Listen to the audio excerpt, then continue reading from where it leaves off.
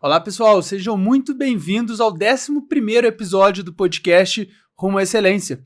Eu sou Gustavo Arantes, CEO da Captas e responsável por acompanhar vocês nessa jornada.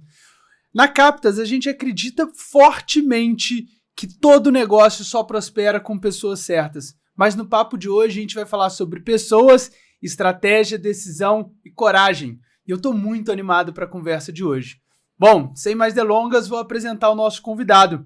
O Devanir, ou conhecido como DC, vai falar pra gente um pouco de como que foi a sua trajetória que transcende as cartas e se conecta com liderança, estratégia e inovação. É fundador e CFO do Brazilian Series of Poker, famoso campeonato BSOP, o maior circuito da América Latina e vencedor em 2025 do Global Poker Awards, que é o Oscar do poker. Parabéns já, tá, Devanir? Obrigado. Referência global em profissionalização do esporte da mente, visionário e prático, trouxe inovação, tecnologia e atua internacionalmente, moldando o futuro do poker. A trajetória do Devanir mostra como coragem, visão e as empresas e as pessoas certas podem mudar o jogo de qualquer empresa.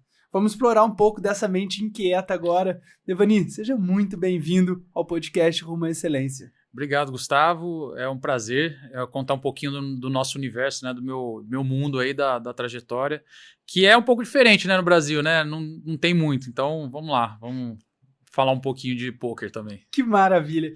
Bom, eu sou apaixonado com esporte e o poker é um esporte da mente. Sim. Eu sou apaixonado por futebol. Sou vascaíno, acho que todo mundo aqui já ouviu isso em algum momento. Mas você conseguiu trazer o Neymar para dentro do seu campeonato. Vamos começar só por essa parte. Como que foi trazer o Neymar? Como que envolveu isso tudo?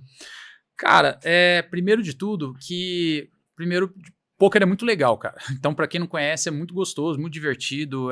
Nós, seres humanos, somos bichos sociais, né? Então, a gente vive sempre em grupo, né? Em sociedade. A humanidade foi crescida com contribuição, né? Com as pessoas se juntando e fazendo as coisas acontecer. E, cara, o poker tem muito disso. Você ficar disputando ali com muitas pessoas por horas, às vezes, na mesa. Então, é muita resenha, muita conversa e tem um aspecto competitivo muito forte. Então, muita gente que é atleta, que viveu a sua vida em alta performance e vive ainda, sente no poker um pouco disso, sabe? De uma chance de você ter o desafio, ter a adrenalina, ter a competição e tudo mais, só que não necessariamente você estando usando do seu físico, sabe? Do seu corpo realmente para poder ir para frente nisso. E, cara, a gente tem alguns amigos que ao longo da trajetória tiveram a história deles se cruzou com a do Neymar em algum momento. Um deles é um grande amigo meu, que é o André Acari, que ele era já há muitos anos jogador profissional de pôquer, desde 2008, por aí. Ele ganhou, inclusive, alguns títulos, né? Muitos títulos, cara, muitos títulos. Ele foi campeão mundial, né? Numa etapa do Mundial em 2011, se não me falha a memória. Cara, conheço ele desde que eu comecei a gostar de pôquer, lá em 2004. E ele, uma vez, se não me engano, cara, deve fazer uns 10 anos por aí, ou um pouco mais. Ele, cara, foi contactado pela galera do Neymar porque o Neymar queria ter uma aula de pôquer. E aí ele criou essa amizade, porque o Ronaldo estava começando a jogar pôquer, né? O Ronaldo Fenômeno. Isso. E aí, cara, começou essa amizade, eles viraram amigos mesmo, e hoje, né, o CEO do BSOP, né, que também meu irmão aí de vida, o Rafa, ele ao longo do tempo também virou amigo do Neymar e por causa disso, cara, eles às vezes convidam e tal, e se ele tá aí disponível, tá com a agenda e tudo mais, ele gosta de jogar, ele gosta de se desafiar também nessa área intelectual, né? E ele é bom? É muito bom. Qual que é o negócio? Geralmente, os atletas, cara, quem vive a vida competindo em alto rendimento, não entra nas paradas, tipo, pra perder, entendeu? Eles não entram pela brincadeira, sabe, de resenha. Eles se dão ao máximo, né? Eles são competitivos, tá no DNA deles serem competitivos. Então, cara, ele se dedica, ele estuda e é bem legal de ver, realmente. O Ronaldo também, quando ele tava jogando poker, o Ronaldo meio que parou um pouco, tal. Quando ele tava jogando, ele tinha aula, se dedicava, ele jogava sério mesmo. Então, não é uma questão do valor financeiro envolvido na premiação do torneio que ele joga, mas é o fato de competir. O cara, tipo, pode estar, sei lá, jogando por feijãozinho, mas ele vai pra ganhar, entendeu? E prezam pela excelência, né? Eu acho que quem é de altíssima performance não aceita falar assim, eu vou praticar isso, eu vou competir nisso, mas eu aceito ser meia boca e mais ou menos e entrar nos campeonatos e perder. Os caras são os melhores do mundo no que eles fazem, né? Exato, não aceita, cara. Que nem outro exemplo é o Thiago Camilo, né? Piloto da Stock Car também. Muito cara, bom. Ele é muito bom jogador de poker. Então, assim, tem vários exemplos. Assim, dá pra fazer uma lista e ficar aqui a noite toda falando de exemplos de atletas que resolveram se desafiar também no poker e vão bem. Então, tem muito disso. Mas vamos entender agora um pouco como que foi a jornada disso. Você largou 2 faculdades, né? Você Verdade. largou a faculdade de física, então acho que eu também largaria, e você largou a engenharia de produção. Eu fiz engenharia de produção. Legal. Como que foi ter coragem de largar 2 vezes as faculdades para ingressar num negócio que até então era um jogo de azar, considerado, pelo menos por muitos? Era o que a sociedade achava que era, né? Na verdade, a lei nunca mudou, tá? Em todos esses anos, esses últimos 25 anos que eu tive envolvido com poker de alguma forma, a lei não mudou. Então, o que mudou foi a percepção social, realmente.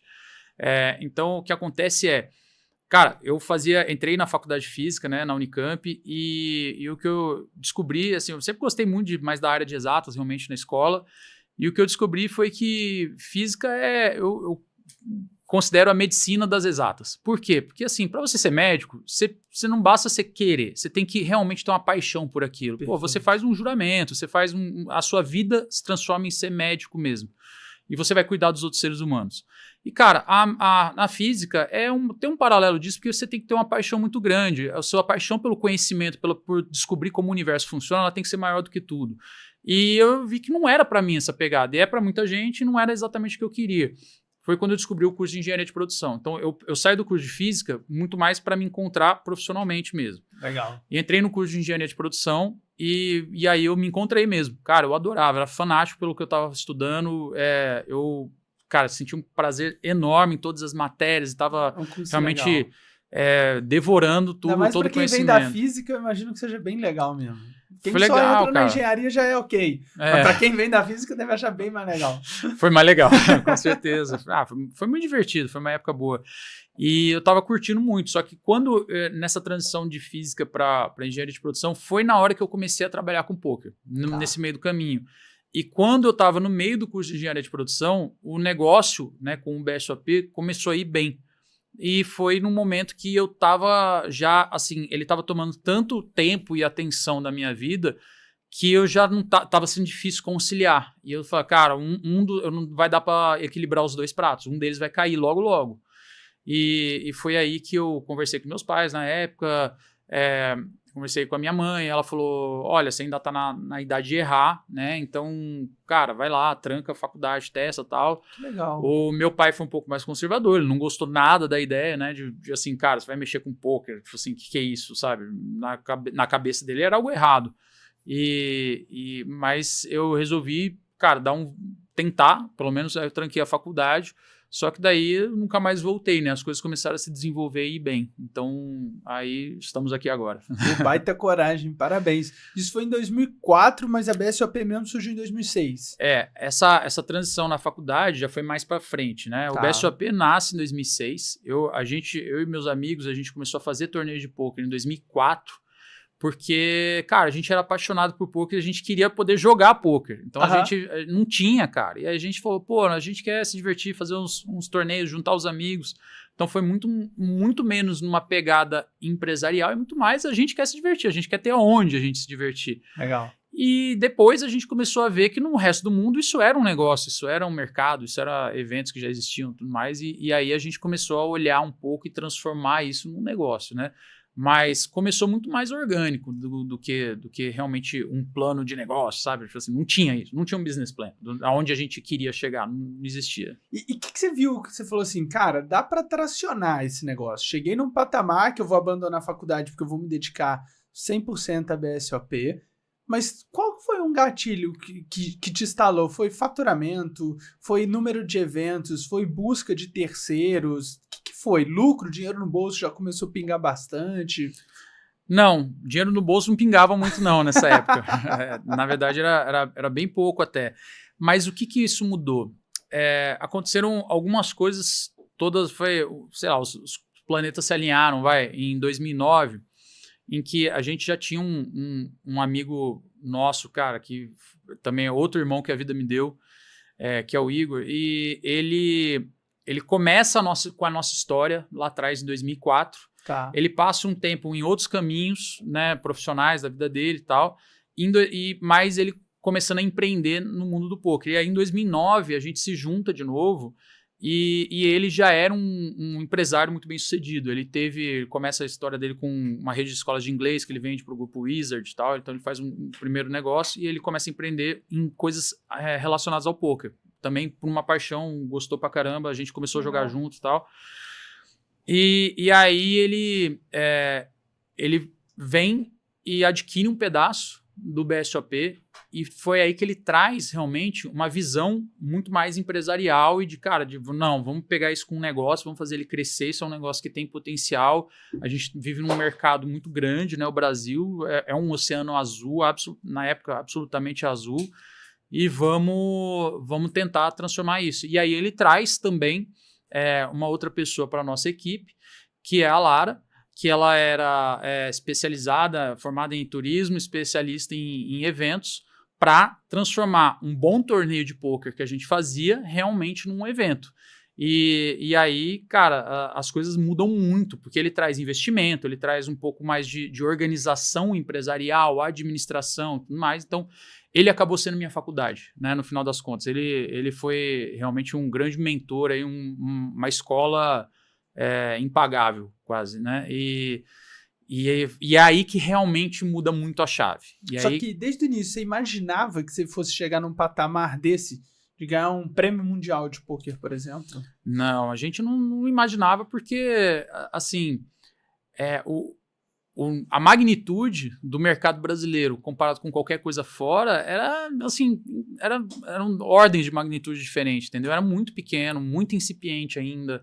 Então, a gente olhava para tudo que acontecia no redor do mundo e falava, cara, que legal, um dia a gente sonha em ser daquele jeito. Uhum. Mas a gente não tinha ainda uma noção de quando que a gente ia chegar lá, né? Então, foi uma trajetória grande. E aí, quando tudo isso acontece em 2009, é o ano que eu saio da faculdade. E aí foi aí que eu tive que tomar essa decisão. Porque daí, assim, as operações... Eu morava em Campinas na época, fazia faculdade de Campinas, e aí foi que... Cara, as operações do BSOP vão se concentrar aqui em São Paulo, no escritório e tal. E aí eu tomei a decisão de pelo menos fazer esse voto de confiança nessa aposta, né? Por nem que fosse um ano. E aí vim para São Paulo. Cara, naquela época eu devia ganhar, sei lá, 3 mil e poucos reais por mês, e só nesse rolê de vir para São Paulo, às vezes achar algum lugar para ficar aqui e tudo mais, eu gastava mais do que eu ganhava, entendeu? Eu tava no déficit durante um ano, quase assim, então, entendeu? Para fazer funcionar. Então foi... O que foi mais difícil nesse início para o negócio tracionar? Crença pública, legislação? Porque uma vez eu lembro que numa conversa que a gente teve no passado, eu te perguntei, Devani, mas pôquer, como que esse negócio não é jogo de azar, sendo que muitas pessoas falam, você falou, Gustavo, eu tenho rabinho de porco, eu tenho focinho de porco, às vezes até cheiro como porco, mas eu não sou porco. Então é um negócio muito diferente. Quais foram as dificuldades no início para tracionar a BSOP e o pôquer no Brasil? Foram muitas, e a gente teve que basicamente batalhar na justiça pelo nosso direito de existir, né? Então, assim, o que acontece, né? Então, eu cheguei a falar no começo que a lei não mudou, e é verdade, a lei não mudou. O que acontece? Na década de 40 foram proibidos os jogos de azar no Brasil. Teve as leis das contravenções penais, certo? Então, os jogos de azar, com exceção das loterias e de algumas corridas de cavalo, tal, não sei das quantas, foram todos proibidos. Então, naquela época, a gente brinca assim, cara, tudo que acontecia dentro de cassino, e no Brasil tinham vários cassinos, foi considerado jogo de azar e parou de existir. Então a gente brinca que, cara, se naquela época jogasse peteca dentro de cassino, talvez hoje as pessoas achassem que peteca era jogo de azar, entendeu? Só que o pôquer, tradicionalmente no mundo inteiro, sempre foi praticado dentro de cassinos. Perfeito. Não porque ele é um jogo de azar. Inclusive, ele é uma das atividades que menos traz faturamento para os cassinos, em metro quadrado. As máquinas caça-níqueis, elas são, assim, o que mais traz. Aí você tem os outros jogos de azar. E o pôquer tá lá, assim, bem mais para baixo. Agora, por que tem pôquer no cassino? Pelo mesmo motivo que tem bons restaurantes, que tem, sei lá, shows de artistas internacionais, tem luta de MMA, que tem feiras e convenções. Porque o cassino atrai um monte de gente para passar lá por dentro, e eles sabem que um percentual das pessoas que vão passar por lá gostam dos jogos de azar, que esses sim trazem muito faturamento para o cassino. Então, assim, o poker nada mais é do que um chamariz para as pessoas ficarem lá dentro dos cassinos por bastante tempo e, eventualmente, poderem dar dinheiro em outras atividades que tem ali, entendeu? Então, assim, essa aqui é a lógica, internacionalmente. E, então, por causa disso, como o poker usa baralho, nos cassinos usa-se fichas, certo? Todo mundo fala assim, cara, acontece no cassino, tem baralho, tem ficha, deve ser jogo de azar. Dinheiro. Exato. Deve ser jogo de azar. Entendeu? Essa era sempre a associação básica. E aí a gente teve que mostrar que inclusive provar, e a gente consegue provar, a gente teve uma trajetória para construir a nossa solidez documental e tudo mais. Existem estudos, pareceres, enfim, diversos, que a gente consegue mostrar que poker não é jogo de azar. E, inclusive, a gente enfrentou diversas vezes na justiça. Então, a gente fundou, né, o Igor, né, junto com mais vários grupos de empresários, amigos, a gente estava junto e tal, fundou a Confederação Brasileira de Pôquer justamente para a gente lutar pelo direito de existir. E, inclusive, lutar na justiça mesmo. Foram mais de uma centena de batalhas em primeira e segunda instância. E a Confederação Brasileira de Pôquer venceu toda, 100%. Ela não tem uma derrota na justiça até hoje, porque a gente consegue provar. Tipo assim, não é da minha cabeça. Eu acho bonito falar que pôquer não é jogo de azar, então não deve ser. Não, existe como comprovar, mostrar realmente, factualmente, que não é. E dentro dessa jornada, eu costumo falar que o filme sempre é menos bonito do que a foto. Hoje a gente vê, sei lá, recebendo um prêmio maravilhoso, né? Fala, cara, que legal, eles são sensacionais. Só que o filme você passou mais de 100 processos, já passou uma série de perrengues, que as pessoas de fora acabam não vendo isso. Teve algum momento extremo que você falou assim, pô, aqui vale desistir, ou aqui eu vou quebrar, ou esse negócio não tem mais como dar certo? Cara, teve vários momentos assim muito, muito difíceis, né? E assim, a gente briga, cara, ao longo da trajetória, a gente teve que brigar com tudo que é possível, né? Assim, primeiro, brigar com a percepção social, brigar com a justiça, brigar com o custo do Brasil de empreender, sabe? Tipo assim, brigar com tudo. Então, mas teve, por exemplo, teve em 2013, a gente vai fazer uma etapa, né, do BSOP no Rio de Janeiro, e tem um promotor lá na cidade que, cara, resolveu encrencar com o poker e ele foi lá e fez uma pressão no hotel onde ia ser o evento, e o hotel fechou as portas, não deixou, o evento estava montado, os jogadores chegando na porta, e fechou todas as portas, não deixou ninguém entrar, então a gente tinha todo o custo de um evento montado, cara, todos os funcionários lá, todo mundo preparado, os clientes na porta do hotel para se inscreverem, para chegar e tudo mais, e o evento não pôde acontecer, entendeu? A gente tentou por bastante tempo lá e tentamos reverter isso na justiça e tal, não sei das quantas, não conseguimos a tempo. E esse foi muito difícil, a gente teve um prejuízo muito grande na época, muito grande, a gente teve que ressarcir muita gente que estava lá, pagar os funcionários, custear o custo do evento, pagar o hotel, enfim, foi uma pancada gigantesca, assim, naquela época. A gente tinha uma condição financeira da empresa boa, só que, cara, desestabilizou tudo, então foi muito difícil. E outro momento que eu acho que todo o mundo inteiro teve é a pandemia, né? Meu trabalho é juntar pessoas no mesmo lugar, sabe? Tocando objetos, entendeu? Fichas, baralho, cartas e tudo mais. Então, durante a pandemia, a gente simplesmente fecha, né? Fecha. O que vocês fizeram na pandemia? Me conta. A gente teve a sorte, né, de ter um patrocinador que nos ajudou bastante. Então, a gente fez o PokerStars, a gente fez algumas etapas, né, alguns torneios do BSOP de forma online, mas assim, faturamento, né, quase inexistente nessa época, foi muito difícil. Então, a gente se concentrou em cuidar das pessoas, né, dos funcionários que a gente tinha, tentar ajudar quem a gente podia, os freelancers, né, que trabalhavam no evento, a gente de alguma forma tentar ajudar, tentar dar alguma oportunidade de trabalho remoto, mas foi muito difícil, foi muito complexo. Foi um ano e meio... Imaginador que deve ter sido, porque você envolve vida, você envolve sonhos, você envolve o seu negócio, inclusive a credibilidade dele de longo prazo. Em março de 2020, a gente tem que cancelar um evento que ia acontecer 10 dias antes. Então, assim, no dia... Ele ia começar, eu não vou lembrar a data exata, mas por volta do dia 15 de março. E foi no dia 24 de março quando tudo fechou, né? Aí deu lockdown lá, completo e tal. E a gente cancela o evento por volta do dia 5, dia 10 de março, por aí. Então, a gente tem que cancelar tudo, cara, tipo, e vamos ver o que vai ser, né? E aí a gente ficou, né, parado. Meu aniversário é dia 19 de março. E eu lembro que foi dia 17. Porque, poxa, tava todo animado pra curtir meu aniversário, não sei o que, e cortaram tudo, não pude nem encontrar com a turma. Um evento desse envolve milhões. Sim. Muito dinheiro para montar um evento desse. Sim. E para esse evento acontecer. Como que é o processo de falar assim, vamos fazer um evento? Com quanto tempo de antecedência vocês programam isso?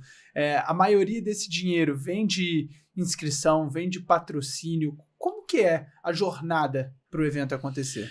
Cara, a gente tem um calendário, né, do campeonato e, assim como a Fórmula 1, não dá para você planejar do dia para a noite. Então, assim, os nossos calendários eles já são quase que montados, estruturados com mais de um ano de antecedência. Então, a gente já tem hoje o calendário do ano que vem praticamente fechado, faltam alguns detalhes só, em algumas etapas pontuais, mas a gente com mais de um ano, a gente já estrutura todo o calendário, a gente já vai fazendo os contratos com os centros de eventos, com os hotéis, e já vamos começando etapas de planejamento, né?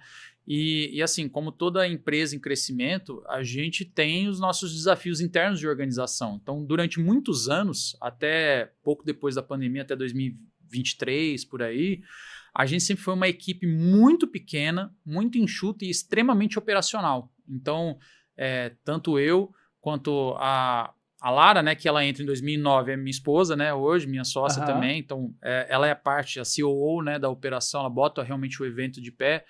Então, a gente sempre foi muito operacional.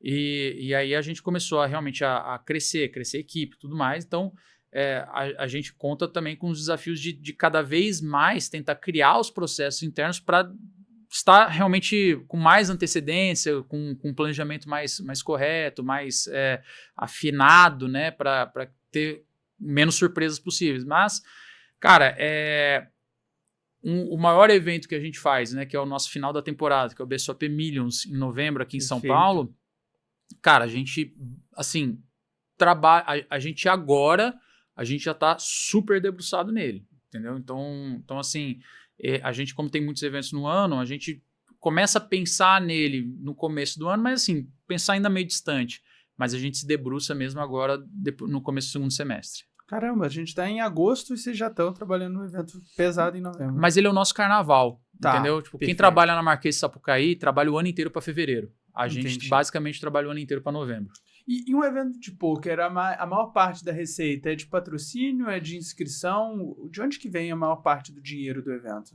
Cara, a maior parte... É um mix das duas coisas, mas a maior parte vem das inscrições mesmo, né? Da inscrição que as pessoas fazem para participar, a gente tem uma taxa de serviço embutida ali. Perfeito. É uma média de 13% a 15% ali a nossa taxa, e o resto compõe a premiação dos torneios, né? Então, quanto mais gente tem num evento, num torneio, maior é a premiação e maior também é o nosso faturamento. Então, a maior parte hoje em dia vem das inscrições. Mas a gente tem patrocinadores também. Maior, porque também é mais difícil de ganhar, né? Com certeza, é mais difícil. Quanto mais gente tem, é mais difícil. Você falou de equipe enxuta. Hoje você tem... Eu lembro que quando a gente trabalha junto contigo na BSOP, na Captas, mas você falou que tinha uma equipe de fato enxuta ainda. Você ainda não tem uma equipe muito grande. A equipe muito grande é a equipe sazonal dos eventos, né? Os terceiros e temporários que acontecem. A gente assim, de equipe fixa mesmo, a gente tá com uma equipe muito grande pro que a gente já foi, né? Porque era em 23.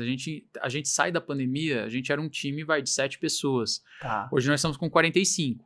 Então, assim, pra gente, se você for ver, é um crescimento bem grande de a gente entender... Então, o espaço físico que tinha 7 não é o que cabe às vezes. Exato, a gente teve que mudar de escritório. E, assim, são desafios que a gente está tendo que a gente nunca teve, certo?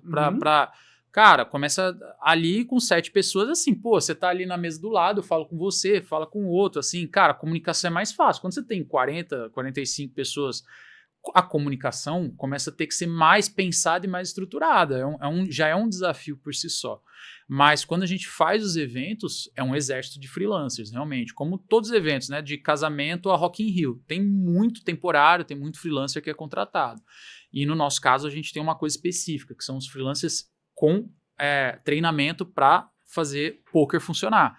Então, a gente tem um desafio grande que é achar, treinar, capacitar esses profissionais, né, manter o nosso banco de dados e tudo mais e fazer para o evento funcionar. Mas no maior evento que a gente tem mais de 500 freelancers. Assim. E aí, era nesse ponto que eu queria chegar. 500 freelancers dentro de um evento. Uhum. Acredito que alguns mais importantes ou mais estratégicos, de certa forma, você ainda consegue ver se tem um pouco do fit com a BSOP, se tem a ver com a sua cultura, você consegue triar de certa forma. Sim. Ou vários outros não tem como. Mas como que vocês avaliam para um freelancer que vai ser só em um projeto, ou 2, ou depois só no ano seguinte, dependendo da região, se esse cara tem o fit com vocês? É na hora do treinamento? Cara, é muito difícil mesmo. Esse é um grande desafio. A gente tem, né, um pessoal da coordenação de cada área que fica muito de olho nisso, né? E assim, são muitos anos já fazendo isso, então a gente já começa a pegar alguns cacuetes, né, das pessoas que dão dicas pra gente que essa pessoa tem cara de ser um bom profissional. Mas é só na repetição que você vai ver, não tem jeito. De primeira as coisas podem não ser o que elas realmente são, podem parecer outra coisa. Perfeito. Então é na repetição, aí você pega, cara, porque assim, também todo ser humano tem dias bons e dias ruins, então às vezes, cara, num evento a pessoa não estava num momento legal e não performou tão bem, mas no outro, às vezes, ela tem a chance de mostrar realmente toda a habilidade, e o inverso também é verdadeiro. Então, eu acho que é na repetição que você vai ver. E a gente sempre fica muito atento para buscar talentos, realmente, sabe? Para ver o que a gente pode, às vezes, pescar de oportunidades ali, porque uma das grandes paixões que a gente tem, né, na nossa vida é ver as pessoas, às vezes, que são freelancers, que vêm, ou às vezes de uma condição muito humilde e tudo mais, cara, ter oportunidades legais de mudar sua vida, né, de ganhar mais dinheiro, de conseguir realizações. Então, eu acho que isso é muito legal. Então, por exemplo, tem vários freelancers que já passaram pelo nosso evento, na parte mais específica de poker, por exemplo, os carteadores, né, que tiveram a chance, cara, treinaram, se desenvolveram, buscaram capacitação e a gente ajudou eles a conseguir, por exemplo, oportunidades na Europa, cara, de trabalhar. Eles estão trabalhando hoje em torneios na Europa, sabe, ganhando em euro, visitando vários países e tudo mais, o que é muito legal. A gente fica feliz demais por essas oportunidades acontecerem. Eu adoro jogar poker. Sempre que tenho oportunidade, jogo. E ver os carteadores dentro dos eventos é algo que sempre me encantou. Porque são pessoas que eu imagino que a grande maioria seja de origem humilde, mas eles têm uma postura tão elegante, tão profissional na grande maioria desses eventos, que eu olho e falo, caramba, que bacana. Cara, e a gente ajudou muito a trazer isso, né? Porque cara, eu posso dizer, né, no meu mercado, quando a gente começou era tudo mato mesmo. Boa. Então, não tinha profissional no Brasil, não existia essa força de trabalho. Não tinha mercado, então não tinha o profissional. Então, a gente tinha um problema. A gente falava, cara, eu vou fazer um evento, só que eu não tenho quem trabalhar no evento. Então, a gente teve que capacitar. Então, eu, junto com um amigo meu, a gente criou uma escola, a primeira escola de dealers, né, de carteadores do Brasil. Porque a gente falou assim, cara, a gente precisa capacitar a mão de obra que a gente mesmo vai usar.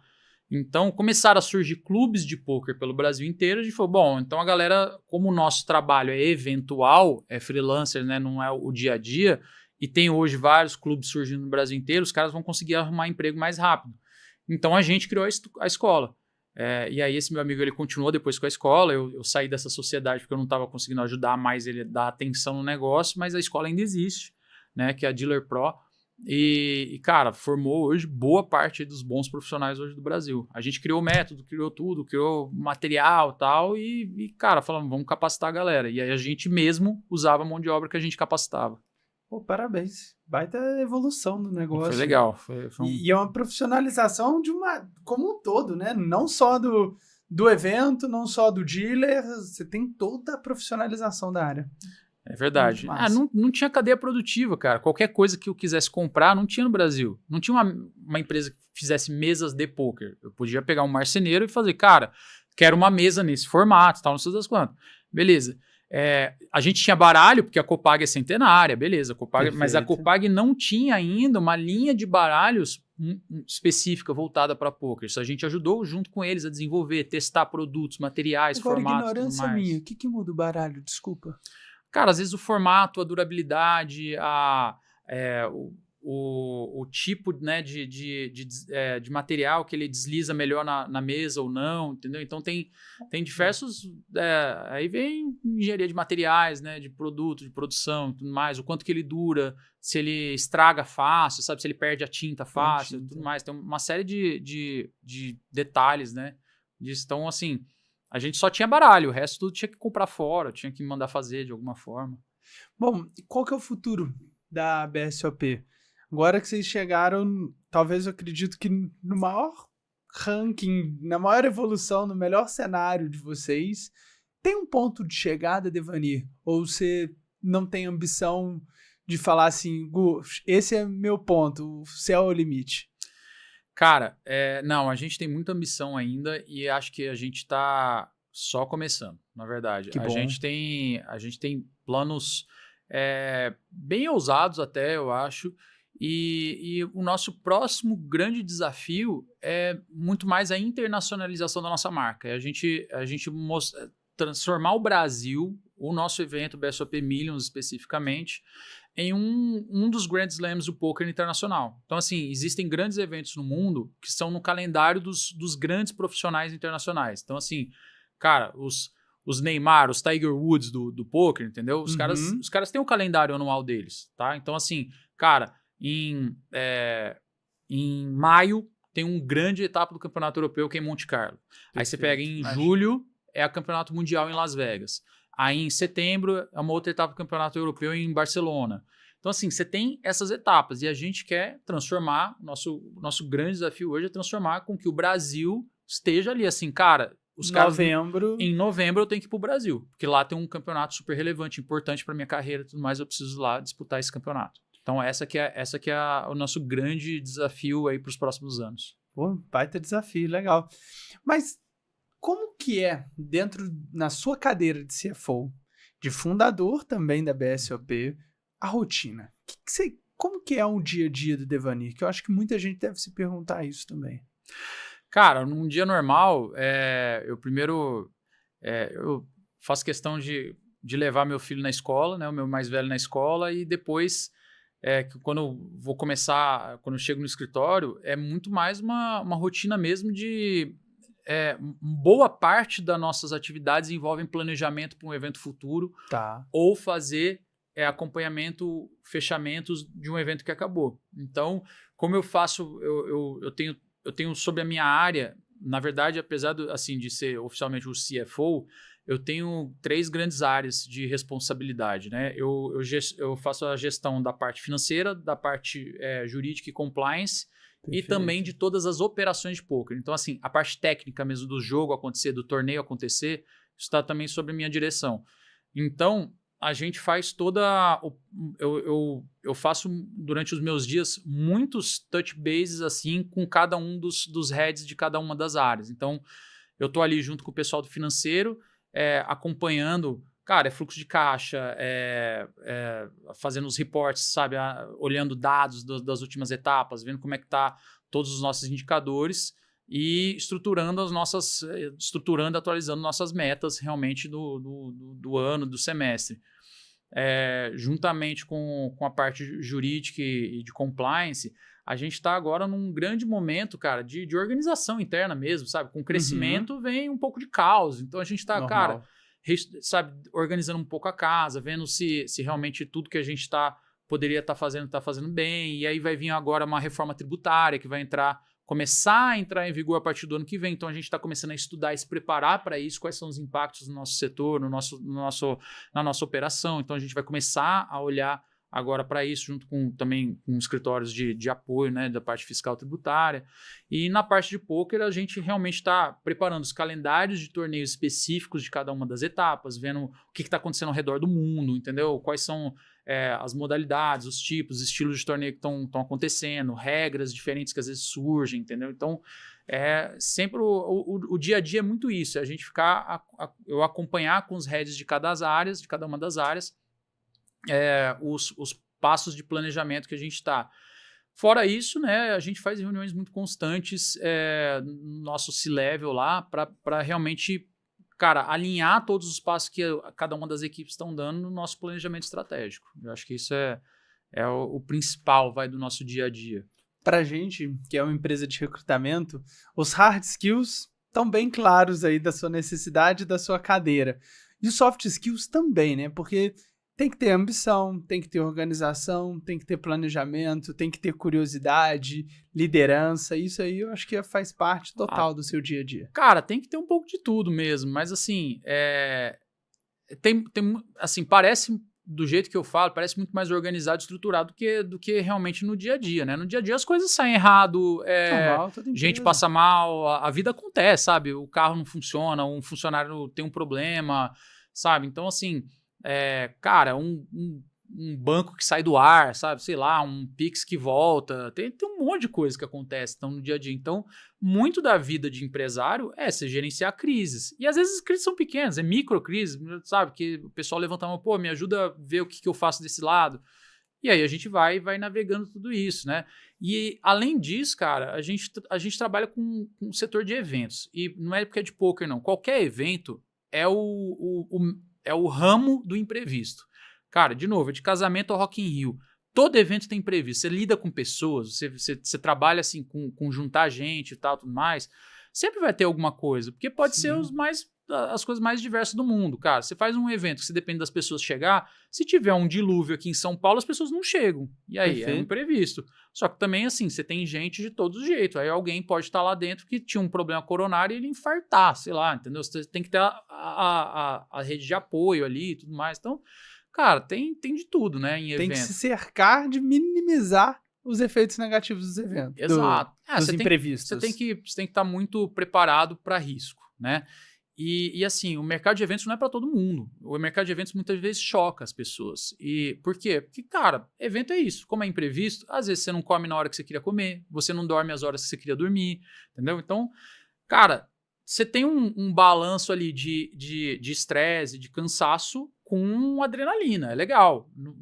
Tem gente que gosta, eu adoro isso, eu adoro viver isso, entendeu? Mas não é para todo mundo também. Tem gente que o ambiente de eventos, ele é insuportável. Tá. Para mim, o ambiente, sei lá, de uma estrutura muito mais rotinada, assim, sabe, das 8 às 18, sei lá, para mim seria, acho que, insuportável, entendeu? Então, precisa ter esse balanço aí para mim. Você falou da dor do crescimento, e é legal porque o time da Captus também cresceu recentemente, e uma coisa tem me assustado. Sempre tem alguém de férias agora na empresa. É um desespero, né? Toda vez você fala assim, cara, mas tem alguém de férias? Como assim? Antigamente, quando nós éramos 7, 8 pessoas também, essas 7, 8 pessoas nem queriam saber de férias. Todo mundo era muito missionário no negócio. É isso. Agora virou mais corporação. É um desespero isso, né? Cara, é muito engraçado, porque assim, a gente lida muito com algumas empresas de fora do Brasil e tal. Pô, o nosso patrocinador PokerStars é do Reino Unido e tal. E às vezes a gente ia falar com alguém e fala assim, cara, não, mas fulano de tal área tá de férias. A gente fala, nossa, deve ser uma maravilha trabalhar lá, hein? Todo mês tem alguém de férias. Alguém tá de férias. E agora a gente tá vivendo realmente também um pouco dessa emoção, né? E assim, e é justo, né, pô? Tem que ter férias. Eu mesmo vou tirar 10 dias de férias a partir desse final de semana. Quer dizer, empresário nunca tira 100% de férias, né? Eu tô indo com os meus sócios, né, viajar, a gente vai estar junto lá. Você acha que a gente não vai falar de trabalho? Com certeza vai. Bom, e se a sua empresa está crescendo, com certeza você precisa de contratar mais pessoas. E na hora de contratar, avaliar a soft skill do seu candidato, com toda certeza, é um dos critérios mais difíceis de serem avaliados com precisão. E eu tenho certeza que nem são todos os empresários que conseguem avaliar. Eu deixei aqui no QR Code da tela uma planilha de soft skills para você baixar e acessar o nosso guia de perguntas de soft skills. São mais de 40 soft skills das mais padrões que vemos no mercado, as principais habilidades comportamentais que os candidatos apresentam e 4 perguntas, pelo menos, de cada uma delas. Baixe agora e consiga avaliar muito melhor os seus candidatos. Entrando num quadro um pouco diferente, Devanir, que a gente tem aqui, que chama Palavras na Mesa. Geralmente a gente fala sobre uma palavra e eu queria que você pode me responder da forma que você achar melhor. Beleza. Seja em uma palavra, uma frase, uma história, um caso. Mineiro adora caso. Então fica super à vontade. Podemos partir para essa? Bora, vambora. Coragem. Cara, eu acho que coragem é fundamental, né? E hoje em dia, eu acho que coragem, para mim, significa muito mais você estar disposto a enfrentar desconfortos, né? Eu acho que isso é o principal. Porque, cara, na vida não tem jeito, né? A vida vai pregar peça o tempo inteiro, seja na parte pessoal, profissional. Cara, é alguém que pode ficar doente, é você mesmo que pode ficar doente, é um negócio que pode não dar certo, é uma pandemia que aparece do nada, entendeu? Então, assim, cara, coragem para enfrentar os desconfortos, eu acho que é fundamental. E eu costumo falar que coragem a gente tem que entender que na vida tudo passa, né? Seja o seu sucesso, que é incrível, algum momento você vai ter um momento de dificuldade extrema. Total. E quando você estiver lá embaixo, isso também passa, né? Daqui a pouco você consegue se reerguer e se posicionar onde que você merece estar.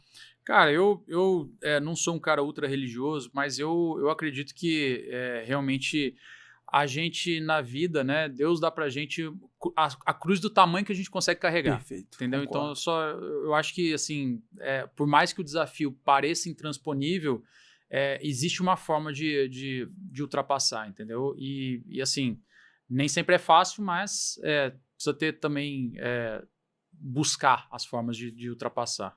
Outra palavra, família. A família é tudo, é fundamental. E a família, eu acho que não é só a família que a gente não escolheu, né? Mas assim, a família que a gente agrega ao longo da vida, né?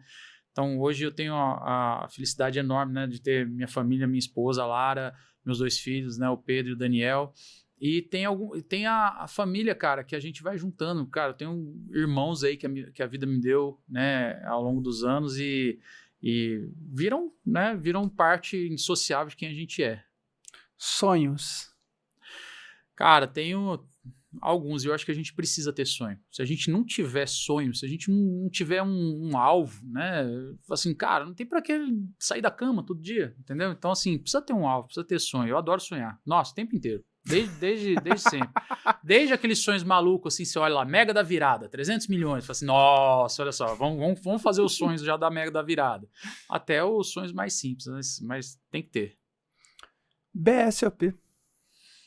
É um filhote também. É um filhote, cara. A gente criou com tanto carinho, com tanta dedicação. Foram tantos anos já que o bicho já está na idade de ir para a faculdade, mas a gente se dedica bastante. É uma alegria enorme ver o que ele virou, né? Tem uma palavra aqui que eu não sei por que ela tá, mas talvez você vai ter um porquê. Música. Eu sou fanático por música, assim. Música faz muita parte do meu dia a dia. Eu, inclusive, cara, as pessoas para se concentrar melhor, tem gente que só consegue se concentrar no silêncio, tudo mais. Quando algum trabalho de muita concentração, eu só me concentro com música. Então, cara, eu preciso fazer alguma coisa que depende muito de criatividade e tudo mais, eu boto fone, boto música e cara... e assim, não tem um estilo. Às vezes tem dia que eu tô na pegada de ouvir, cara, jazz, tem dia que eu tô na pegada de ouvir hard rock, sabe? E tem dia que eu ouço música instrumental de filmes, assim, sabe? Trilhas de filme. Legal. Então tem de tudo. Então, música, é uma parte muito, muito legal. Eu já tive banda quando eu era mais moleque, sabe? Tocava rock com meus amigos do colegial. E assim, hoje faz muito tempo que eu não toco, mas assim, tem um violão em casa, uma guitarra, assim, eu toco pouco, gosto de brincar, sabe, um pouco, mas música... Também toco violão, adoro. Faz muito parte do que eu sou também. Legal. Bom, voltando aqui pro nosso bate-papo, eu sei, eu te acompanho também nas redes sociais, eu sei que você gosta de aviação. Muito, A também. música faz parte da sua vida, a sua família é muito presente na sua vida. Eu imagino que você tem uma rotina de trabalho muito puxada, principalmente na época de eventos, você tem o pico extremo, Mas o dia a dia também não é leve. Você não é um cara que consegue chegar todo dia às 9 e sair às 17h30 para ver o pôr do sol. De jeito nenhum. Como que dá para conciliar isso tudo e quanto que você envolve, apesar da sua esposa trabalhar no negócio, quanto que você pretende envolver a família dentro dos negócios também? Cara, a gente tenta conciliar as coisas, né? E eu sempre acredito que a vida é um equilíbrio. Não dá para... Eu já tive alguns amigos que assim, eles eram de um estilo de pensamento, assim, cara, alta performance o tempo inteiro, enquanto, sei lá, você tá na idade de trabalhar, você tem que ser produtivo 25 horas por dia. E, cara, eu acho que você tem que ser produtivo, eu acho que você tem que dar o melhor de si no que você está fazendo, mas eu acho que a vida é feita de equilíbrios. Então, eu acho que se você for para um lado, tudo nos extremos, ele não é bom. Não é bom o relax no extremo, e nem eu acho que também o se dedicar 100% só ao trabalho ao extremo. Claro que existe um período da vida que, cara, esse é o período de dar o gás, né? Então, se tem um período que tem que dar um gás, é enquanto você tem saúde, disposição, né? Tá lá no momento certo. Mas eu procuro cavar os espaços para eu poder fazer, cara, coisas que vão também me desestressar. Então, assim, a aviação é uma paixão muito grande da minha vida. Se me perguntasse até os 18 anos de idade, assim, o que você vai ser da vida? Piloto de linha aérea. Ia ser isso. A vida me levou para outros caminhos. E hoje eu tenho a licença de piloto, eu tenho um avião, então, cara, eu gosto de dar minhas voltas realmente justamente porque é para mim uma terapia. Então tem as coisas que para mim são minhas terapias, cara, que é aviação, cara, um pouco de música, eu adoro cozinhar, então às vezes quando eu vou cozinhar em casa, final de semana, cara, eu boto uma música lá na cozinha, começo a preparar as receitas e tal, e é um momento de descontração. Tomo minha taça de vinho lá, aí a Lara fica lá por perto, aí as crianças chegam junto para ajudar. Então, assim, eu acho que esses são momentos que a gente tem que ter, entendeu? Para as coisas valerem a pena. A gente tem uma sorte, né, de a gente fazer eventos, e os nossos eventos eles têm uma duração razoável, né? O mais curto tem 6 dias, e às vezes a gente faz em lugares legais. Então, esse ano, o primeiro evento do ano foi na Costa do Sauípe. Então, cara, aí a gente, levou as crianças também, sabe? Então, durante os eventos é uma correria, mas a gente tenta se programar para ter os momentos, tal, para curtir, para estar junto da família também, dos meus filhos e tal, brincar com eles, entrar na piscina. Então, é difícil, e eu tenho uma facilidade grande de me perder um pouco nessa rotina. E aí a Lara me ajuda a me puxar um pouco, entendeu? Ela fala, sabe, tipo, não dá pra você ficar até 10 horas da noite todo dia no escritório, senão você não vai ver teus filhos. Então, cara, ela me ajuda a me puxar um pouco pra isso. Então, a gente tem... eu tenho uma sorte muito grande, né? Que ela me ajuda a dar muito equilíbrio, né? Então, a gente se completa bastante em habilidades que os dois têm, né? E jeitos e personalidades. Então, eu acho que a gente monta um time legal nisso daí, né? Na parte pessoal também. Quem acompanha aqui os episódios já deve ter ouvido eu falar em algum momento que eu acredito que a vida a gente tem que buscar o equilíbrio, mas a vida ela é feita também de desequilíbrios conscientes. Exato. Então, 100%. vai ter um evento, vou ficar dormindo 2, 3 horas por noite durante esses 5, 6 dias, ok. Mas você sabe que isso é durante um período e que depois você vai buscar o equilíbrio e vai voltar para sua rotina, para a vida normal. Exato. E o cara que não acha esse equilíbrio no longo prazo, teve um vídeo que a gente fez que até deu uma polêmica na internet, que eu falei, olha, se você não se cuida da sua vida, você não cuida de alimentação, você não cuida de estar com quem você gosta, se você não cuida de manter bons relacionamentos, se você não dorme nessa vibe de trabalho enquanto eles dormem, você pode até ganhar dinheiro durante um período, mas daqui a pouco você tá doente, sozinho, gordo e infeliz. E teve gente que achou que eu tava errado, que não, você tinha que trabalhar full time. Cara, assim, de novo, as pessoas existem em espectro, né? Tipo assim, não tem caixinhas, né? Então tem gente de todo jeito. E eu acho que tem gente que consegue, cara, desenvolver realmente uma rotina extrema de um lado, entendeu? E assim, cara, existe, sei lá, os opostos, né? Existem diversos tipos de gente. Então, eu acho que tem gente que pode conseguir isso. Eu acho que não vai ser o normal para todo mundo. Se a gente pensar que a população tem a distribuição normal, entendeu? Então, assim, Então, você tem os outliers para todos os lados disso daí. Então, tem o workaholic e o nem, né? Que nem trabalha, nem procura emprego. Exato. Então, você vai ter realmente os extremos. Eu acho que a grande maioria das pessoas vai conseguir se encontrar e ser feliz e ter... E assim, eu acredito também que felicidade, ele é difícil, não é uma coisa perene, sempre você tem estados de felicidade. Né? Então, você vai conseguir se encontrar em alguma coisa mais próxima de um equilíbrio, mais próxima da grande média, entendeu? Das pessoas. E eu acho que, assim, eu tô um pouquinho mais pro lado de que assim, um pouco mais pro lado de workaholic em alguns momentos do que pro lado de mais relax. Só que também eu e a minha esposa, a gente tenta tomar cuidado realmente para não ir nos extremos, entendeu? Porque senão é ruim e a gente perde momentos, sabe? Tipo, momentos com as crianças e tudo mais. Então, eu acho que isso é fundamental, porque, cara, o grande, né, recurso que a gente tem, que é absolutamente escasso e não tem como repor, é o tempo, né? Tempo. Então, perfeito. É isso. Tipo, eu acho que com os anos, né, você vai, sei lá, ganhando um pouco mais de vivência. Não quero dizer que eu com 42 anos eu sou um monge tibetano de sapiência, não é isso. Mas, cara, eu acho que, assim, você vai entendendo que, às vezes, a vida não acaba, entendeu? Tipo assim, só porque você não conseguiu fazer 100% das suas tarefas naquele dia, entendeu? Então, assim, tem coisas que são urgentes, tem coisas que são importantes, mas você precisa achar um equilíbrio e às vezes dá pra, sabe, segurar um pouco a onda e dar um pouco de atenção no lado pessoal. Uma coisa que eu tive que ensinar para algumas pessoas jovens do meu time é que nem todo problema você precisa resolver. Tem problema que o tempo, alguns, eles se resolvem sozinhos. Exato. Existe alguns isso. Poucos, mas sim, vários você tem que entrar, evidente, Exato. É a sua função, né? E assim, eu acho que o mais difícil é a gente tentar entender coisas que isso o poker ensina muito, tá? Que é muito legal. Que é o seguinte, tem coisas que não estão no seu controle. Perfeito. Tá? Tem coisas que você não vai conseguir ter influência sobre o resultado. Você pode fazer o seu melhor, você pode tomar as melhores decisões no caminho, mas tem coisas que fogem do seu controle. E aí, quando isso acontece, a decisão de sofrer por causa disso é sua. Aí você tem... mas é um treinamento que exige, entendeu? Você tem que treinar a sua cabeça para isso. Não é fácil, não é automático, né, as pessoas pensarem dessa forma, mas é um ensinamento que o poker traz também, de você não tiltar com coisas que fogem do seu controle.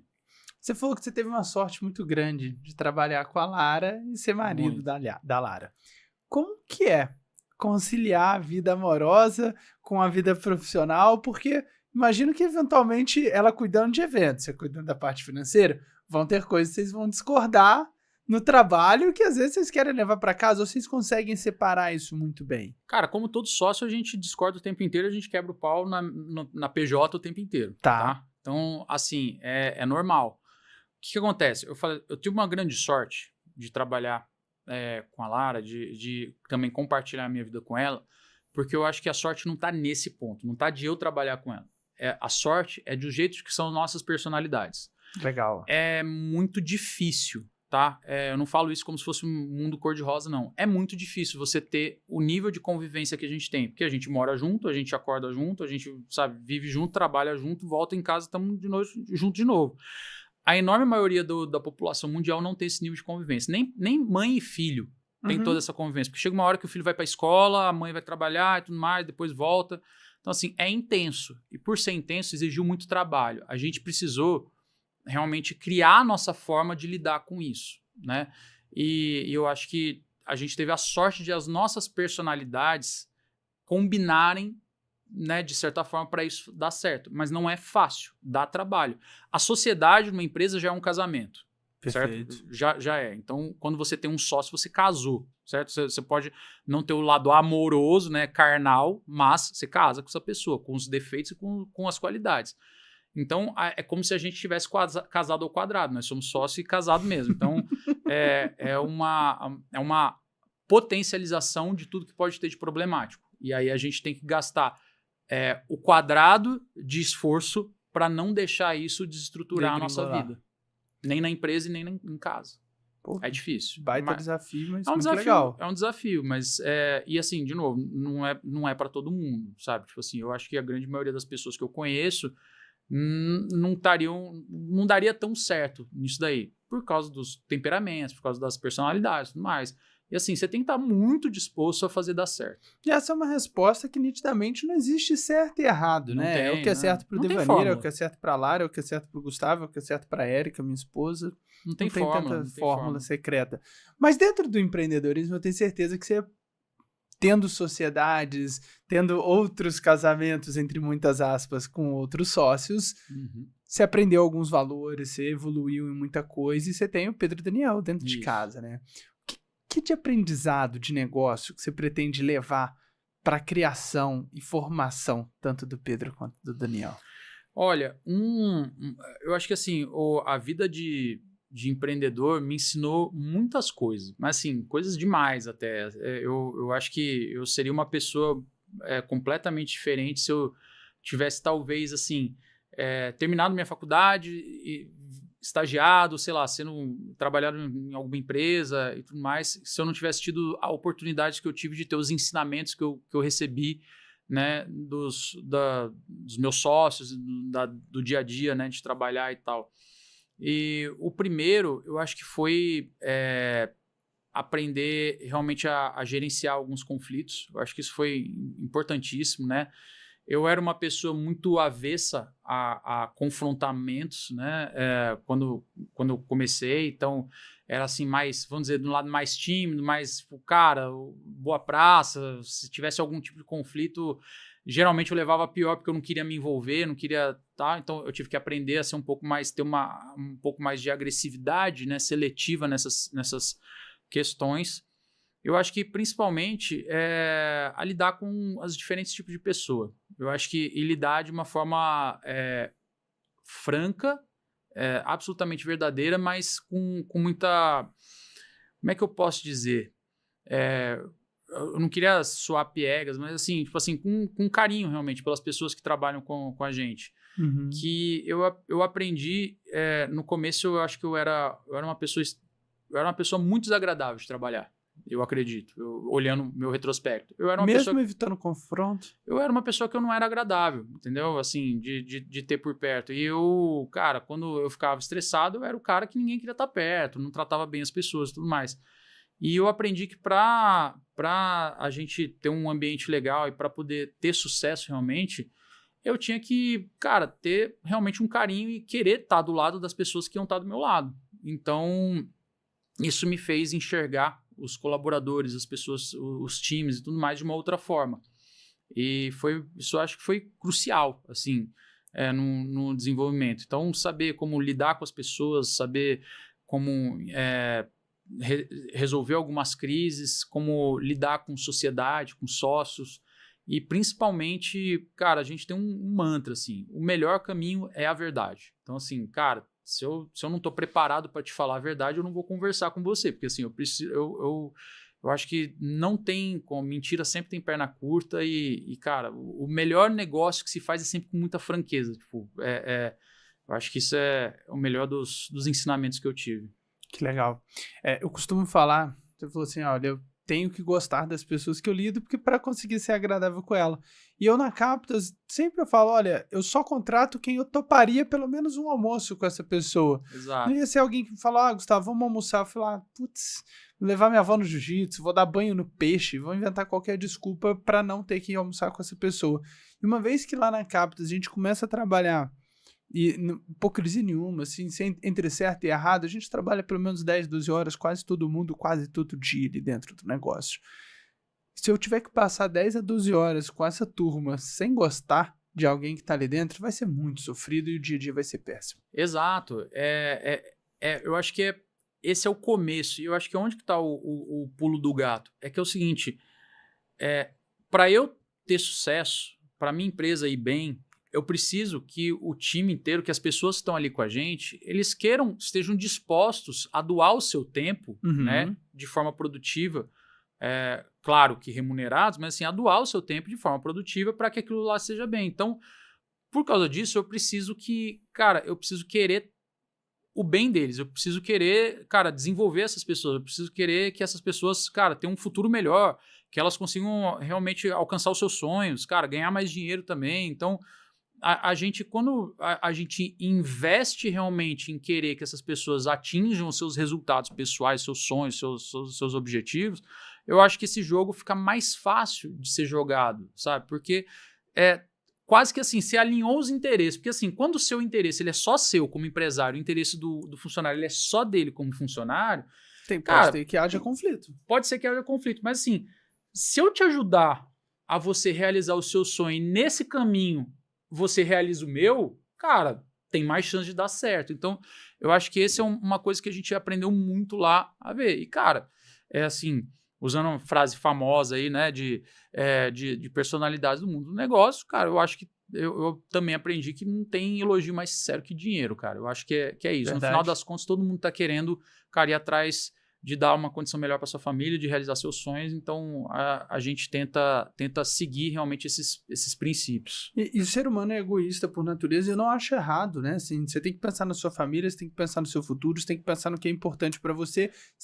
Coincidentemente, a gente ajudando as pessoas é muito Isso bom. É um mal do brasileiro, né? Nós fomos criados com essa cultura de achar que é alguma coisa de errado a gente ir bem financeiramente. Pô, o cara ganhou dinheiro lá, deve ter feito alguma coisa de errado. Pô, pelo contrário, a gente tem que ter orgulho, a gente tem que, cara, olhar quem se deu bem, quem, cara, conseguiu. A gente vive num país que é muito, muito difícil. Quem tem uma condição mais humilde, cara, quem nasce em uma situação de pobreza, quem nasce em uma periferia, tudo mais, para escapar dessa situação é difícil. O nosso Brasil, ele é feito para essas pessoas não conseguirem escapar. É foda.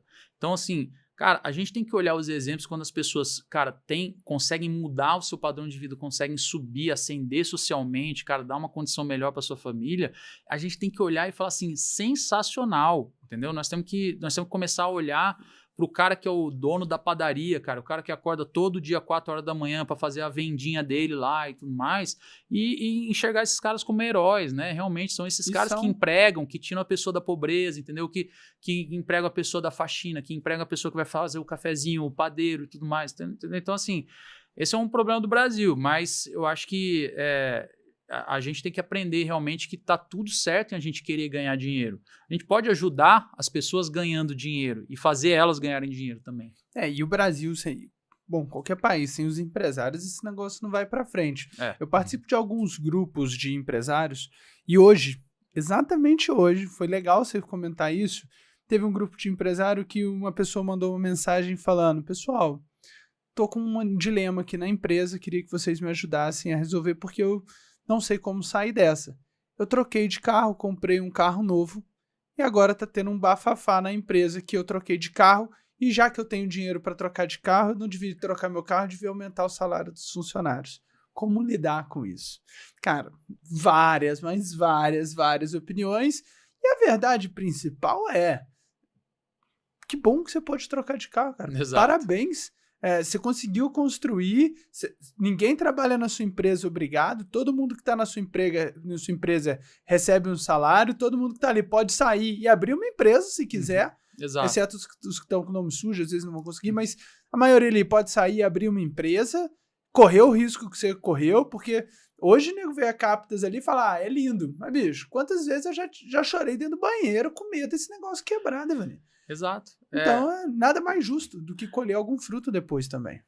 Assim, cara, o contrato de trabalho é um contrato voluntário, né? Perfeito, assim, ninguém tá ali obrigado. Assim, as pessoas podem sair, e qual que é o negócio? Você concorda com uma condição, certo? Assim, qual que é o trabalho que eu tenho que fazer versus qual é a remuneração. E, cara, esse é um acordo, o combinado não sai caro, entendeu? Beleza, em algum momento pode ser renegociado. Eu acho que todo jogo a gente pode reconversar sobre as regras do jogo. A gente não pode mudar sem ser combinado, mas pode reconversar as regras do jogo. Mas eu acho que é exatamente esse o problema, né? É que assim, cara, então eu sou empresário, eu tomo todo o risco. Porque assim, se o funcionário, se a empresa quebrar, é aquele negócio, né? O funcionário, cara, talvez ele fique sem emprego por um tempo, aí ele pode pedir seguro-desemprego, se for o caso, tal, não sei das quantas, e se recolocar, vai tentar se recolocar no mercado. O empresário, muitas vezes, se ele quebrar, ele fica com uma dívida pro resto da vida dele. Exato. E aí é difícil, às vezes, ele sair dessa situação. Às vezes, os filhos vão arcar alguma situação dessa. Então, existe realmente um desequilíbrio de responsabilidades, certo? De riscos, mas também de recompensas. Por causa desse risco que o empresário corre, ele joga esse jogo para tentar colher recompensas maiores. Se ele não quisesse recompensa, é mais tranquilo, do ponto de vista de risco, você ser um funcionário. Então, eu acho que o jogo ele é muito claro. É que tem muita gente que prefere não ver a regra do jogo. A gente foi ensinado socialmente no Brasil a não ver a regra do jogo. Qual que é o negócio?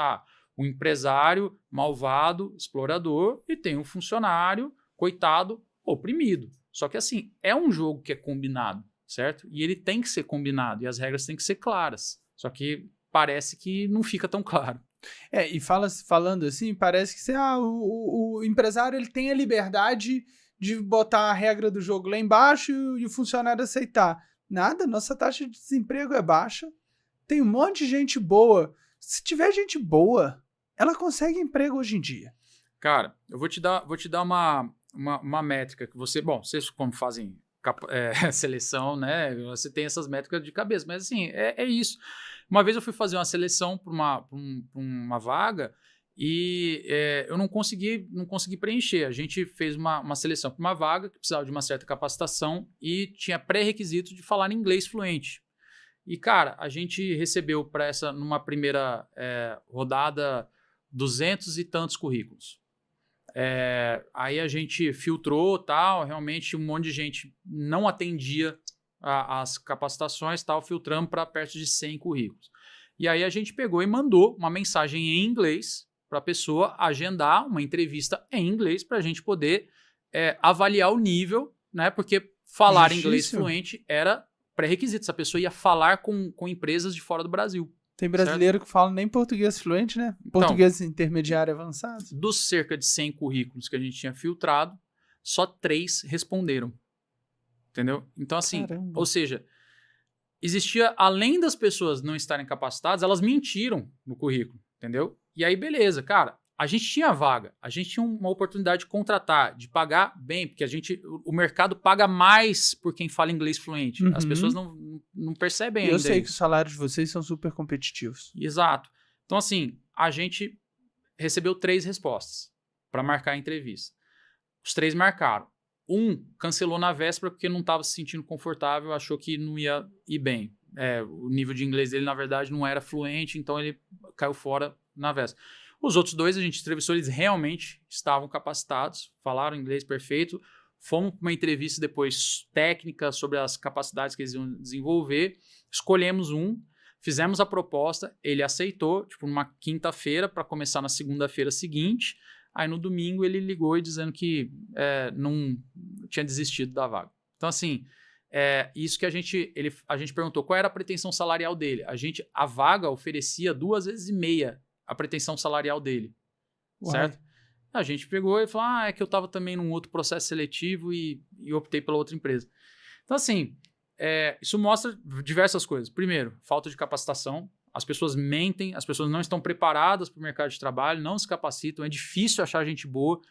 E, além do que, falta de um pouco de comprometimento, porque a pessoa apertou a mão e falou, tudo bem, vou começar na segunda-feira. Palavra dada é palavra cumprida. Aí, no meio do caminho, voltou atrás, entendeu? Então, assim, são várias características. Quando você monta uma média aí da população, cara, dá para achar emprego, entendeu? Mas as pessoas têm que estar minimamente dispostas e preparadas também. Existem os dois lados. E, assim, é um acordo, realmente, entre a empresa e um funcionário. Se você entregar isso que eu quero, eu estou disposto a te oferecer isso. Tá bom para ambas as partes, né? Então, é bem isso. Então, é uma relação complexa, né, que a gente vive no Brasil. E quando a gente olha em outros países que tem um pouco mais de liberdade contratual, né, aqui, que não tem leis trabalhistas tão fortes, né, que nem o Brasil, cara, a gente vê as pessoas realmente trabalhando mais, ganhando mais dinheiro e tendo oportunidades melhores, né, de se desenvolver. Ambos prosperam, né? É mútuo esse negócio. Isso é uma verdade que você está falando. Entrando num quadro que a gente tem aqui, que são mitos e verdades, eu tenho algumas afirmativas que a gente pegou em umas caixinhas de pergunta antes do episódio. E tem 4 principais que eu queria que você me respondesse se são mitos ou se são verdades. O pôquer é sorte. Pôquer também é sorte, como tudo na vida. Futebol também é sorte, mas pôquer não é só sorte, nem na sua maior parte. É um jogo de habilidade e a gente consegue demonstrar isso, né?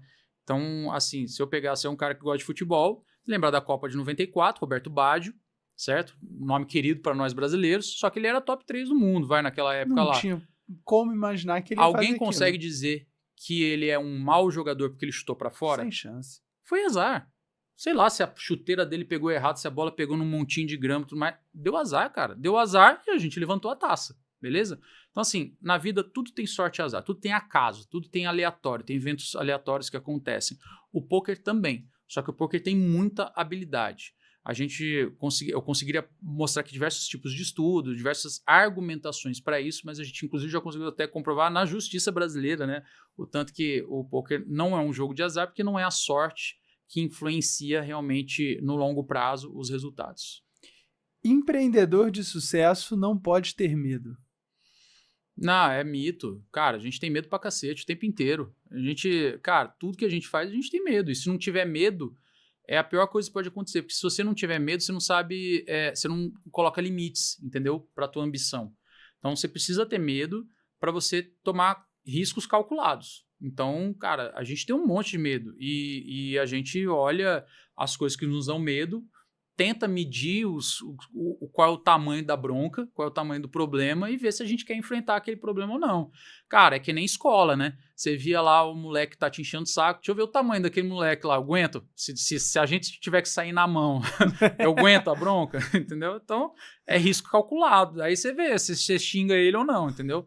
Então, assim, medo faz parte fundamental da vida, né? Pôquer ajuda também na vida profissional. Demais, demais. Cara, o jogo de pôquer em si, ele é uma mesa de negociação.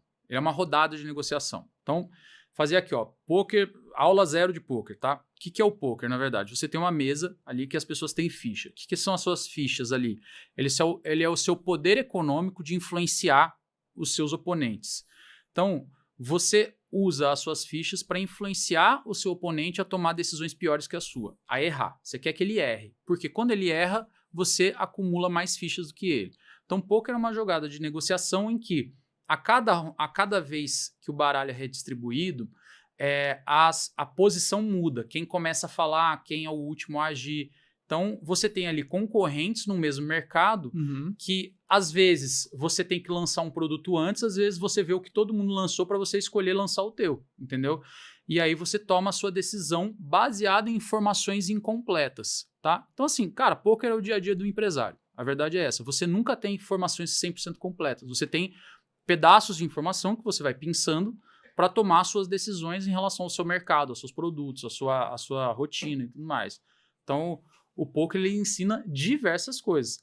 Aquele ponto que eu falo, né, que ele ensina você a não tiltar com coisas que você não consegue controlar, isso é muito verdade, porque, cara, muitas vezes o resultado de uma mão, ela vai ser resolvido pelo acaso. É uma carta que bateu e você ganhou ou perdeu aquelas fichas que estavam ali sendo disputadas naquele momento. E, cara, você tomou todas as decisões que você poderia tomar da forma mais correta até aquele ponto. E aí o acaso definiu. Então, como o acaso definiu aquele resultado específico, você não pode tiltar, você não pode perder o controle, você não pode perder o emocional, você tem que aguentar a porrada e seguir para a próxima. Então, são alguns dos ensinamentos que o pôquer traz. Então, e tem diversos outros, assim, dá para passar um podcast só falando disso. Pô, que legal. Vamos deixar para o próximo e com certeza você vai ser convidado de novo, vai ser um prazer. É legal, legal. São paralelos muito bacanas. Outra frase, é mais difícil administrar uma empresa quando se tem família. Cara, não é mais difícil administrar quando você tem família. É mais complexo administrar o tempo quando você tem uma família.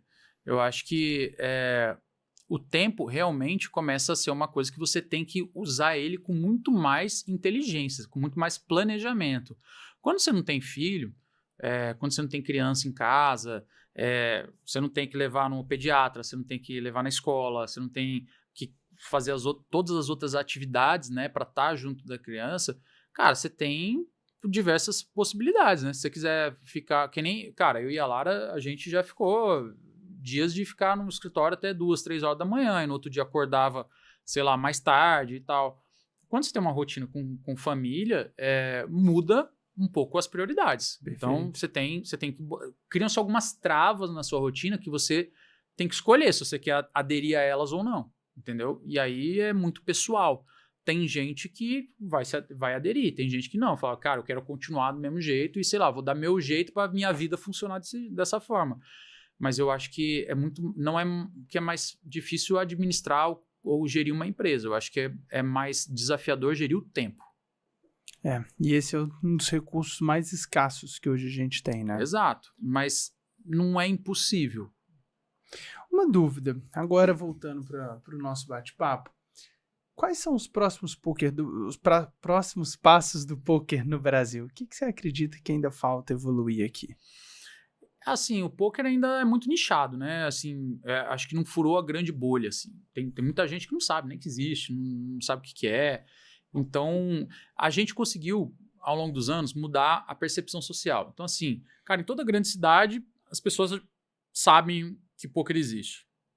Então, cara, e poker é cool, né? Todo mundo hoje, cara, as pessoas podem não jogar, mas eu tenho certeza que todo mundo está assistindo, tem algum amigo que joga poker, pelo menos. E geralmente esse cara é o cara descolado. É o cara legal, o cara cool, sabe? Tem uma turma bacana, tudo mais. Poker pegou esse estigma, entendeu? E é uma coisa legal, uma coisa que a gente batalhou muito para isso acontecer. Só que poker ainda não tá na mídia, não tá na mídia aberta, assim. Cara, talvez quando tiver a menção nos programas esportivos dos nossos grandes jogadores de pôquer, cara, que vão pelo mundo e destroem, arrebentam. A gente tem jogadores maravilhosos, cara. A gente tem grandes nomes no nosso esporte arrebentando no cenário internacional. Quando os nossos ídolos começarem a aparecer no Globo Esporte, sabe, nos programas de todas as emissoras, eu acho que isso daí começa realmente a furar um pouco mais essa bolha de nicho e a gente mostrar para todo mundo o que é, né, realmente esse universo. Faço paralelo com o surf e com o skate. Cara, 10 anos atrás, você pensar assim, skatista. Skate já foi marginalizado. Mas era assim, pega uma pessoa aleatória da população brasileira, 10 anos atrás, fala assim, skatista, queria falar vagabundo maconheiro. Imaginar. Surfista, mesma coisa, vagabundo maconheiro. O que aconteceu? Precisou os nossos atletas, cara, irem lá fora e arrebentarem em todas as competições. Cara, precisou o Medina ir lá e arrumar não sei quantas medalhas nos campeonatos mundiais, precisou a Fadinha ir lá e arrebentar nas Olimpíadas e tal, tudo mais, pra gente começar a olhar e falar assim, caramba, isso não só é um esporte, mas é um esporte legal pra caramba. E, cara, e a gente tem grandes nomes despontando no mundo. Então, assim, eu acho que, cara, falta ainda o poker furar essa bolha, entendeu? A gente tem nomes muito legais, a gente tem, cara, jogadores maravilhosos, são pessoas inteligentíssimas, eles são de dar orgulho mesmo pro Brasil, sabe? Porque eles estão fincando a nossa bandeira aí mundo afora, e eu acho que falta o brasileiro conhecer esses caras. E Devanir, quando você pensa no futuro, furando a bolha, qual é a imagem que você, Devanir, quer que as pessoas tenham no futuro de legado da BSOP, do Devanir ou do DC? Cara, nossa, essa é uma boa pergunta. Essa daí ninguém nunca fez. Cara, eu quero ter feito, eu acho que uma coisa super divertida. Eu quero que todo mundo olhe e fale assim, caramba, o BSOP era muito legal. Sempre foi muito legal, um campeonato, um evento bacana, muita diversão, muito entretenimento. E o que eu acho que mais gostaria é que as pessoas que compartilharam comigo essa jornada, né, ao longo dos anos, né, trabalharam de alguma forma comigo, que tenham enxergado que eu cara, fui um cara legal de trabalhar junto, sabe? Para alguns aí uma fonte de inspiração. Cara, eu acho que pauto muito a minha vida em tentar ser muito honesto e muito, muito justo, eu acho, com as pessoas, sabe? Eu acho que se lá pra frente, sei lá, eu tiver com 80 anos, 70 anos e olhar para trás e as pessoas tiverem essa impressão da minha trajetória, eu vou ficar feliz pra caramba. Acho que vai ter sido uma biografia legal. Parabéns, cara. Vai ser um legado maneiríssimo. Acho que vai ser missão cumprida, assim. Pra quem é novo, que estiver assistindo o episódio, ou se pudesse pegar aquele efeito borboleta pra gente que é um pouco mais velho e voltasse no tempo, e conseguisse se dar um conselho de empreendedorismo, qual seria esse conselho? Cara, eu acho que o principal conselho eu acho que seria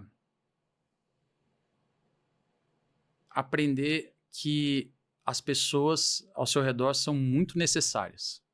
Todo mundo. Cara, desde do faxineiro até as pessoas são mais experientes que você.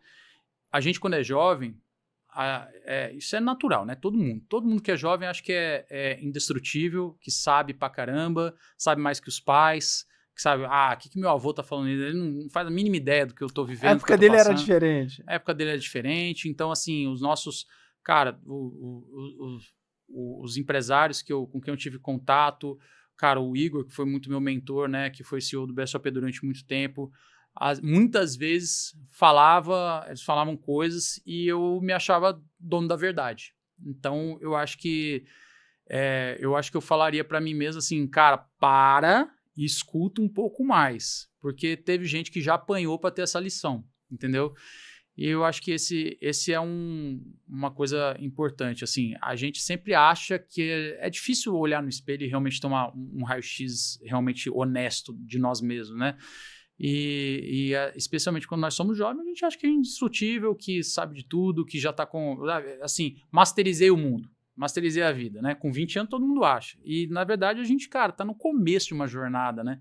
É muito foda. Você pensar, olha só, o jovem, né, com 20 anos, você tá até ali, pensa só, praticamente um quarto da sua vida, você não formava ainda grandes frases, assim, certo?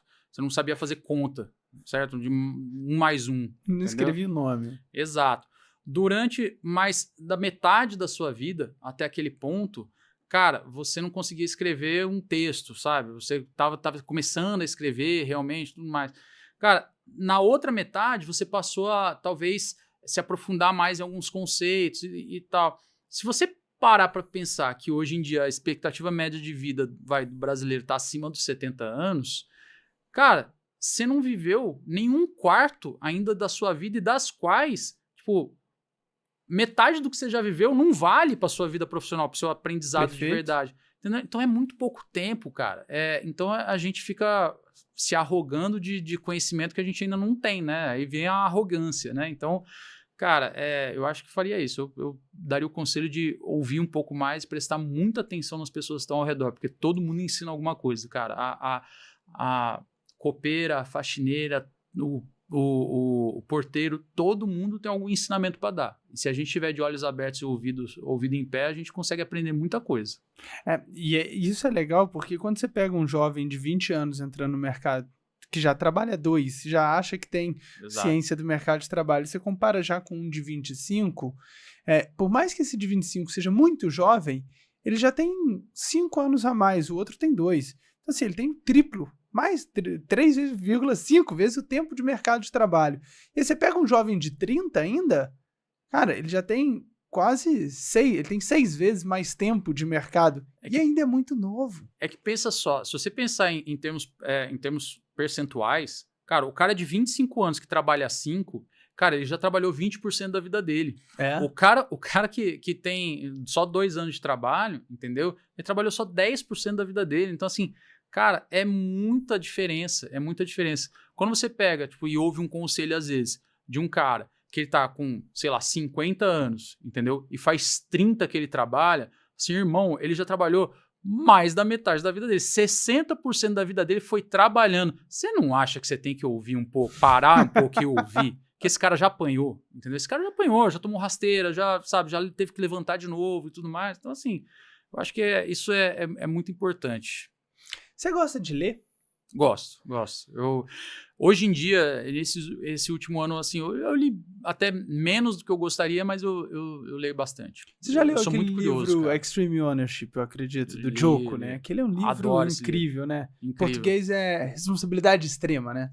É. É um baita livro, eu sou fã do Joko, já li várias coisas, ouço os podcasts dele também. Se tivesse um livro que mudou sua vida, seja na área empresarial, empreendedora, seja na vida pessoal, qual livro você gosta muito?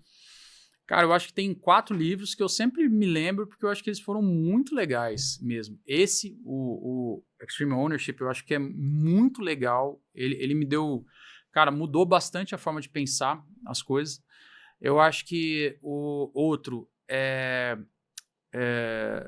Start With Why, né? Comece pelo Porquê, do Simon Sinek. Sou fã dele. Muito bom. O Poder do Hábito. Muito bom. Esse é muito legal. E eu acho que o outro é o 12 Regras para a Vida, né?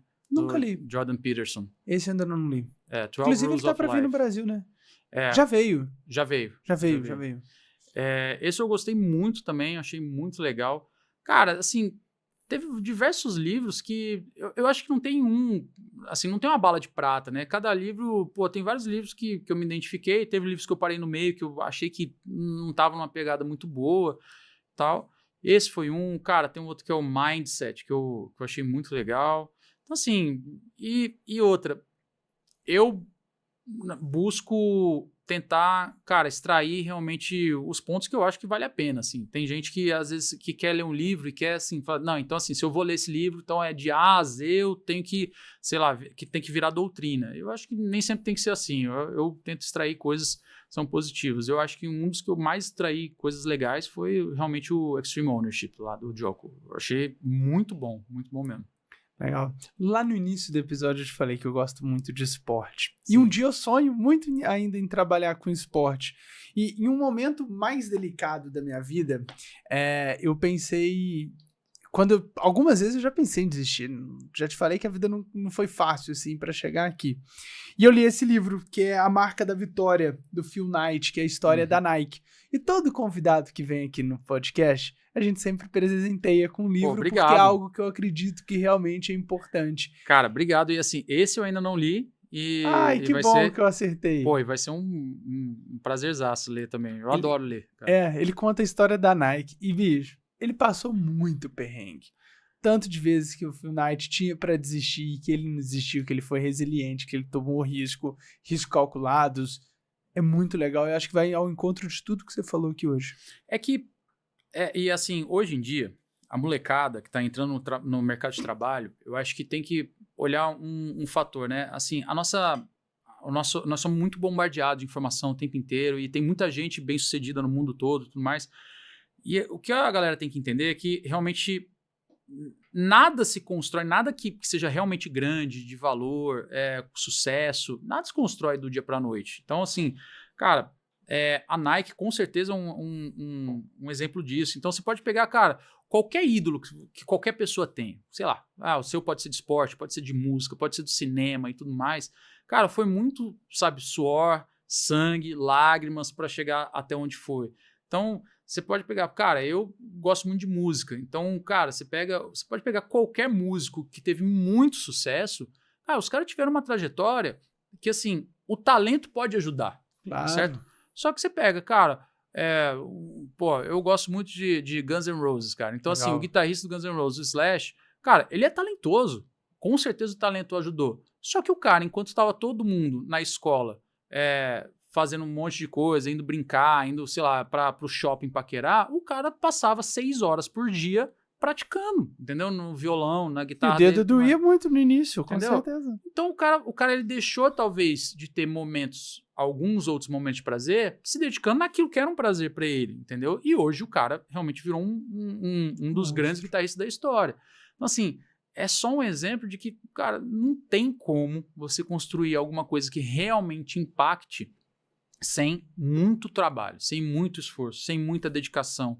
Cara, não existe nenhum atleta de alta performance. No nosso país, as pessoas olham muito pro futebol. Então, assim, não tem, cara. Não, é impossível. Se você olhar no topo da pirâmide, quem é o topo da pirâmide? Talvez são alguns poucos jogadores dos 32 times do Brasileirão, certo? Tipo assim, cara, quantos ali realmente ganham mais do que R$500 mil por mês?